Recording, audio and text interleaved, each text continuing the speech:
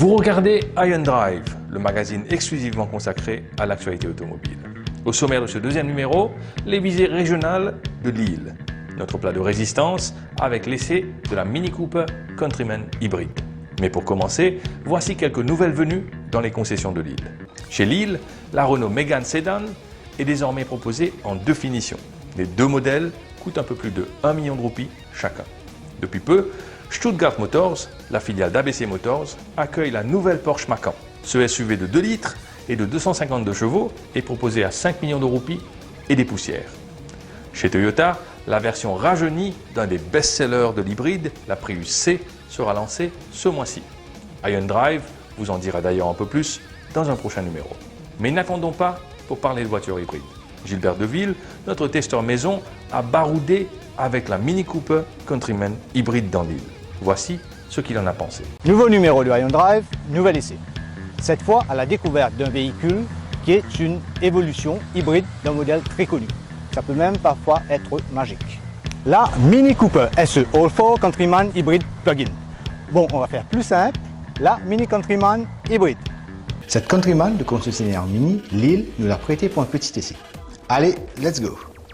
En regardant la carrosserie, on peut croire que c'est une Countryman comme une autre, car Mini ne change pas une formule esthétique qui fait partie intégrante de l'identité de cette famille. Même en SUV hybride pour la première fois, N-Mini reste N-Mini. Celle-ci est équipée d'un moteur à essence et d'une boîte automatique efficace, liée au roue avant, et aussi d'un moteur électrique pour les roues arrière. Puissance maximale combinée 224 chevaux. Et les indices de la présence d'un moteur électrique sont bien là sur la carrosserie. Le badge S sur la calandre et sur le coffre de couleur jaune au lieu du rouge traditionnel. Et surtout le symbole jaune et gris métal sur les ouïes latérales. Ce logo est lui-même un hybride de fiches électriques et de lettres E. Et il cache la prise qui permet la recharge de la batterie sur secteur chez le conducteur.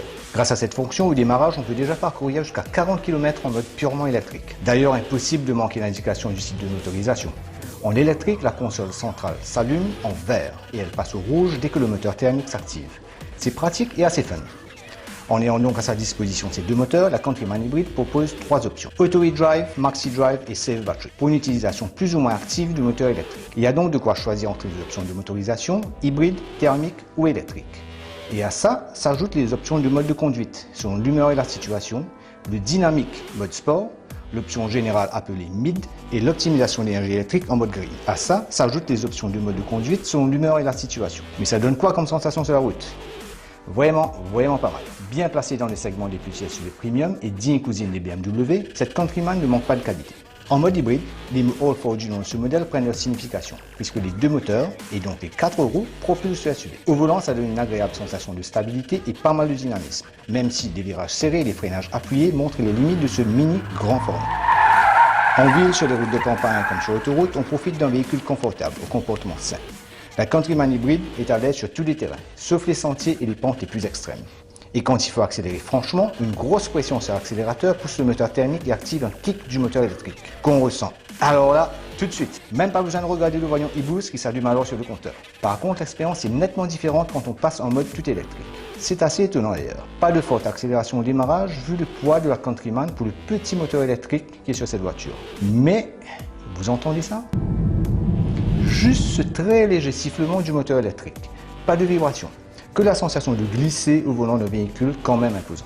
Le démarrage sans clé est aussi un joli taux de passe-passe. Plus besoin d'aller fouiller désespérément au fond des poches du sac à main pour trouver la clé et arriver enfin à démarrer la voiture. L'ordinateur de bord reconnaît la présence de la clé à distance et on n'a qu'à appuyer sur le bouton Start. Et c'est parti. Cette fonction est disponible sur les deux finitions proposées par Lille, la version Salt, déjà très bien équipée, et la version John Cooper Works, qui est celle de notre véhicule d'essai. Dans cette version, la clé wireless permet aussi de déverrouiller la porte conducteur sans toucher le moindre bouton. Parlons-en d'ailleurs, cette finition supérieure. Passons sur le body kit qui donne un look plus agressif à la carrosserie. À l'intérieur, le cuir habille les sièges et le petit volant, orné d'une surpiqûre rouge et du logo de John Cooper Works. Les traditionnels boutons rétro-éclairés et les commutateurs façon voiture de course qui contribuent à la signature Mini sont bien là. Tout comme la molette de sélection pour le menu affiché sur l'écran et le bloc compteur où le compte-tour de la Countryman S est remplacé par l'indicateur de batterie sur cette version hybride. Sur tous les modèles, la caméra de recul et le coffre à ouverture électrique aident au quotidien. Il y a aussi des espaces de rangement un peu partout, des plastiques moussés et le coffre a un volume raisonnable, même si l'on perd un peu avec l'installation du moteur électrique sur l'essieu arrière. La Countryman Hybrid a donc de quoi convaincre. Difficile de ne pas apprécier ce petit SUV premium. Il a quelques petites faiblesses, mais il est doté de qualités qui feront plaisir à celles et ceux qui cherchent un véhicule polyvalent pour la vie de tous les jours, mais qui peut aussi se transformer en petite bombe dans certaines circonstances. En plus, avec un peu plus de 2 litres au 100 et moins de 50 grammes de CO2 au kilomètre, la Countryman hybride permet de penser économie et écologie. C'est chez Lille qu'il vous faudra passer pour voir la Mini Cooper. Mais loin de se cantonner à Paille, le concessionnaire a déjà pris ses marques à La Réunion, où il représente BMW. Éric Lille, le CEO du groupe, explique la logique derrière cette implantation dans l'île Sœur. Donc on est à La Réunion depuis 2006 avec l'informatique, Apple. On a commencé avec un magasin qui était une occasion, on savait que c'était à vendre, donc à Saint-Gilles, et puis on a ouvert à Saint-Denis. Et puis en 2013, BMW nous a approchés pour reprendre le marché de La Réunion qui était en difficulté. Et c'est une opération qui s'est faite très vite, je crois qu'on n'a eu que 3 mois pour trouver des bâtiments et ouvrir. Alors pourquoi La Réunion? À part qu'on était déjà là, évidemment on veut grandir régionalement. La Réunion c'est quand même le plus gros marché automobile dans notre région. Avec à peu près 25 000 unités de voitures neuves, comme Maurice cette année-ci, qui est une des meilleures années, on va en faire à peu près 10 000. Donc on a plus de stabilité côté loi comparativement à l'île Maurice et plus de stabilité dans l'application des lois aussi. À Singapour et Dubaï, il y a beaucoup de représentations et distribution de marques comme on veut faire. Singapour contrôle l'Asie. Dubaï a tendance à contrôler les marchés du Golfe. Dans notre région, l'Afrique du Sud a essayé de faire ceci.